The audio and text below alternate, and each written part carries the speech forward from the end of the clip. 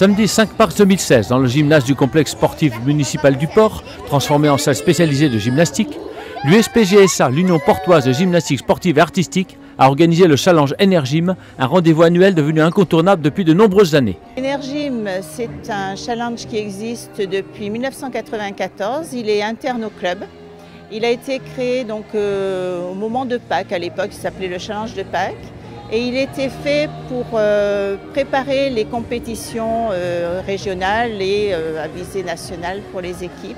Ce challenge est un événement majeur pour le club. Il a regroupé plus de 280 gymnastes garçons et filles et il répond à 3 objectifs précis.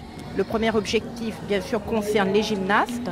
Il s'agit de les mettre en situation de compétition pour leur apprendre à gérer le stress, à se comporter sur un plateau de compétition. Le deuxième objectif, donc pour les entraîneurs, il s'agit de sélectionner donc, les meilleurs gymnastes pour composer les équipes qui se présenteront donc, au championnat régional par équipe. Et le troisième objectif, c'est quand même de montrer ce que le club peut apporter aux enfants, mais aussi donc, à la gymnastique en général. C'est-à-dire montrer ce que le club du Port propose en termes de gymnastique aux parents, aux Portois, puisque la salle est ouverte à tous, mais aussi donc, au monde de la gymnastique en général. Il n'y a pas de compétition ni d'évaluation sans juge. Et c'est justement dans ce domaine que le club porte son effort en mettant à contribution ces jeunes gymnastes les plus expérimentés. Ce sont des gymnastes qui interviennent sur la base du volontariat, donc bénévolement. Elles viennent donner un coup de main, ça leur fait une première approche pour le jugement en fait.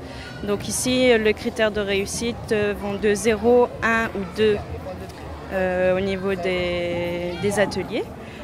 Au moins, elles voient un petit peu chaque critère d'évaluation qu'il y a à regarder chez le gymnaste. Et ensuite, on leur proposera, dès qu'elles auront l'âge minimum requis, les formations de juges auprès du comité régional. On peut constater que chacun et chacune de ces jeunes juges en devenir prend son rôle très à cœur. Je passe à tous les agrès qu'elle a bien sûr sur son papier. Et ensuite, voilà, il a presque fini. Tu donnes une note ? Oui, pas la totale, mais je donne la note qu'elle a eue à chacun des agrès. Il y en a qui vraiment n'y arrivent pas, il y en a d'autres où c'est super bien, vraiment. Il y en a c'est tendu, c'est propre, et puis il y en a d'autres c'est un peu brouillon, on va dire.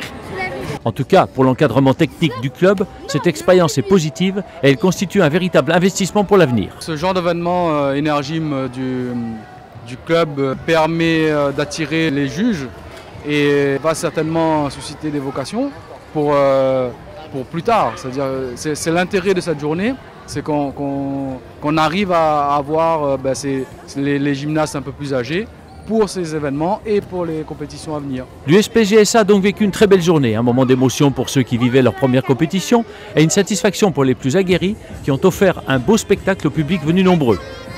Le club portois a donné ainsi la preuve de sa vitalité et de sa réussite, un résultat qui doit en partie à la qualité des infrastructures dont il dispose, tant pour l'entraînement que pour les compétitions. La municipalité met à notre disposition une très belle salle d'entraînement, mais aussi une très belle salle de compétition.